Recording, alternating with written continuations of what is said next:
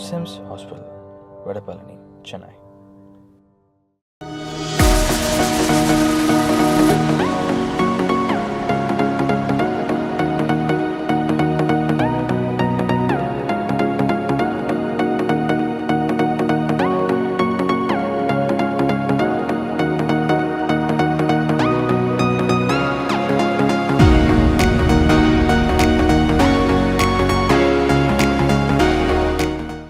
जय हिंद। मैं यामिन न्यूज अंडमान 24/7 में आप सभी का स्वागत करता हूं। कुछ दिन पहले ही आप लोगों ने हमारे पिछले एपिसोड में देखा होगा किस तरीके से वाटर स्पोर्ट्स कॉम्प्लेक्स के जो लोग हैं ये काफी नाराज थे कि इनका जो स्टार्टिंग पॉइंट है यहां से शिफ्ट करके जंगली घाट कर दिया गया था। उस एपिसोड में भी आप लोगों ने देखा था कि वाटर स्पोर्ट्स से जुड़े कई सारे हमारे अंडमान के द्वीपवासी हैं जिन्होंने इस पर नाराजगी जताई थी कि जंगली घाट शिफ्ट करने से एक तो समय की भी काफी खपत होती है और तेल भी इनका ज्यादा खर्च होता है, मगर उन्होंने इतना भी सहयोग दिया था कि उन्होंने इतना दूर होने के बावजूद भी इसका जो फीस है, रेट है इन सर्विसेज का, चाहे वो नेताजी सुभाष चंद्र बोस द्वीप जाना हो या नॉर्थ बे जाना हो, तो उन्होंने उस फीस को नहीं बढ़ाया था।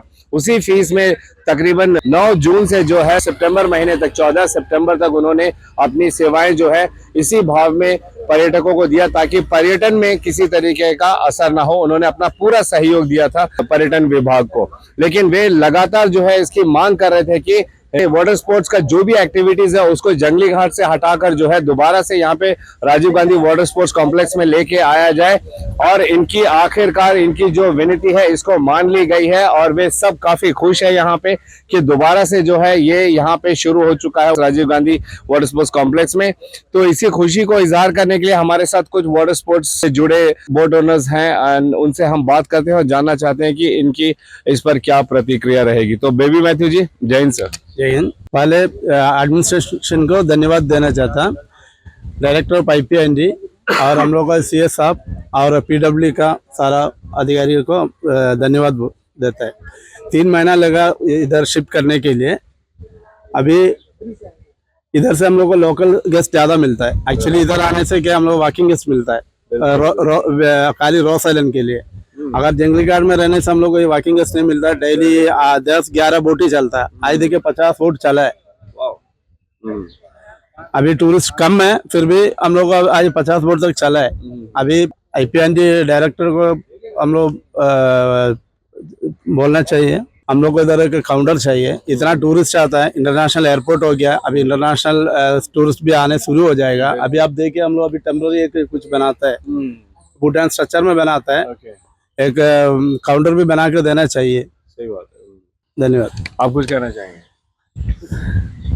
जैसे कि बेबी मैथ्यू जी बोले, मैं गणेश प्रकाश बोल रहा हूँ। जैसे कि बेबी मैथ्यू ने बोला, एडमिनिस्ट्रेशन को धन्यवाद, बहुत बहुत धन्यवाद। 9 जून से लेकर के आज 14 सितंबर तक का काफ़ी हम लोगों को समस्या का करना पड़ा, समस्या हुआ। खैर कोई बात नहीं है, क्योंकि हम लोगों को जब 9 जून से जब बंद करने का समय आया उस समय हम लोग 15 दिन का टाइम में ठीक करके दे देंगे करके बोले थे। खैर कुछ ऑफिशियल रीजंस के कारण काफ़ी समय लग गया। खैर कोई बात नहीं है, हम लोग उसको मैनेज किए। एसोसिएशन जितना भी हमारा यहाँ पे है सबने सहयोग किया, सबने बोला कि रेट नहीं बढ़ना चाहिए। साथ ही साथ बोट ओनर्स ने सबने जो है रेट के बारे में देखा नहीं, और जैसे जो रेट यहाँ से वाटर स्पोर्ट्स कॉम्प्लेक्स से चलता है रॉस और नॉर्थ के लिए, वही रेट में जो है हम लोग जंगली घाट से भी चलाया। हमने सुना कि इसमें लोगों को नुकसान भी हुआ था, लेकिन उसके बावजूद भी जो है टूरिज्म इफेक्ट ना हो बोल के इसको वो लोग नुकसान झेल के भी इसको कंटिन्यू कर रहे थे। बिल्कुल सही कहा आपने, क्योंकि काफी नुकसान का सामना करना पड़ा।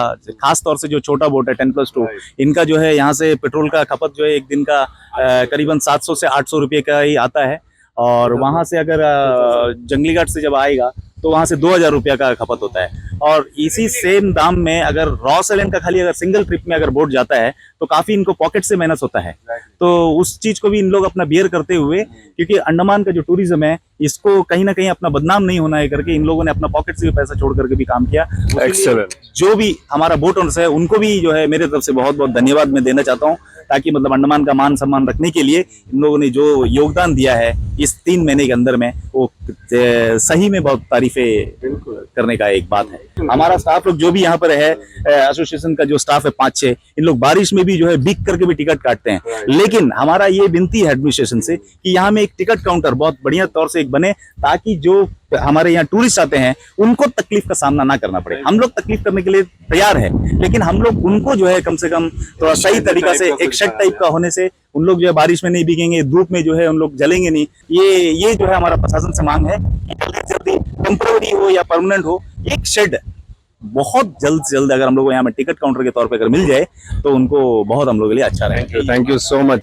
हमारे यहाँ पे जितने भी वाटर स्पोर्ट्स कॉम्प्लेक्स में काम करते हैं और टूरिस्ट बोट एसोसिएशन है और टूरिस्ट बोट ओनर्स है, हम इनको धन्यवाद करते हैं। जिस तरीके से बेबी मैथ्यू जी और गणेश प्रकाश जी ने कहा है कि पर्यटन को असर ना हो इसलिए अपना नुकसान खाते हुए भी इन्होंने जो है इसको कंटिन्यू रखा इतने कम दाम में, जिसके लिए हम इन सब तमाम जो टूरिस्ट एसोसिएशन के लोग यहाँ पे उनको हम धन्यवाद करते हैं।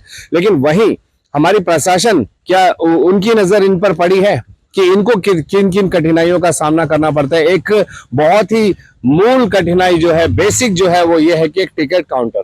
आप खुद देखिए कि टिकट काउंटर कहाँ पर है, बरसों से यहीं पर है। इसी में ये लोग जो है अपना गुजारा करते हैं, क्योंकि बेरोजगारी की क्या समस्या है वो हम सब अच्छे से जानते हैं। आज जिसको जो नौकरी मिल रहा है वो करने को तैयार है, अपना पेट पालने के लिए, अपने परिवार को पालने के लिए। लेकिन क्या हमारे प्रशासन की नजर कभी इस पर गई कि अंडमान निकोबार जो है एक वर्ल्ड डेस्टिनेशन है, पूरी दुनिया में इसका नाम है, इसकी खूबसूरती के लिए लोग दुनिया भर से यहाँ पर आते हैं। लेकिन यहाँ पर जब आके देखते हैं कि उनको अगर नेताजी सुभाष चंद्र बोस द्वीप जाना हो, नॉर्थ बे जाना हो, तो उनका जो टिकटिंग काउंटर है वो एक पेड़ के नीचे इस तरीके से खुले में है। क्या हमारी आईपीएनटी या हमारी प्रशासन ने कभी इस बारे में सोचा कि उनको एक प्रॉपर अच्छे से शेड बना के दे दिया जाए?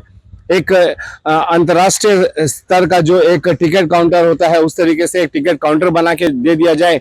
पर्यटक यहाँ पर आते हैं, वे जब देखेंगे कि इस तरीके का टिकट काउंटर है यहाँ पर, तो क्या छाप लेके जाएंगे? आप खुद इसका अनुमान लगाइए कि क्या छाप लेकर वे अपने दिमाग में जाएंगे और वहां जाने के बाद में लोगों को क्या कहेंगे हमारे वाटर स्पोर्ट्स का टिकट काउंटर को लेके। यहीं पे इतना सारा गार्बेज पड़ा हुआ है, कोई साफ सफाई नहीं है यहाँ पे। इसी के बीच में लोग, हमारे वाटर स्पोर्ट्स के जो स्टाफ है, ये सब यहाँ पे रहते हैं, काम करते हैं।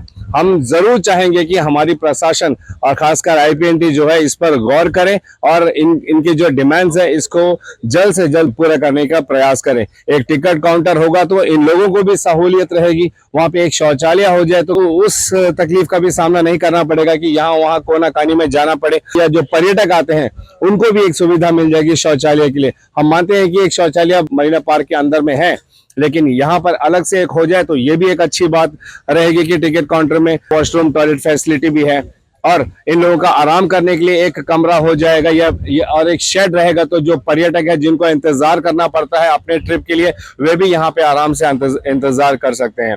हम उम्मीद करते हैं कि हमारे जितने भी टूरिस्ट एसोसिएशन के मेंबर्स हैं, इनकी ये जो मांगे हैं इस पर जल्द से जल्द ध्यान दिया जाएगा और इसको पूरा करने का प्रयास भी किया जाएगा। दोबारा से जंगली घाट से वाटर स्पोर्ट्स एक्टिविटी को हटाकर दोबारा Rajiv Gandhi water sport complex में लाने के लिए हम भी धन्यवाद करते हैं आईपीएनटी डायरेक्टर और हमारे एडमिनिस्ट्रेशन को, जिन्होंने इनकी इस मांग को जल्द से जल्द जो है पूर्ण भी किया है।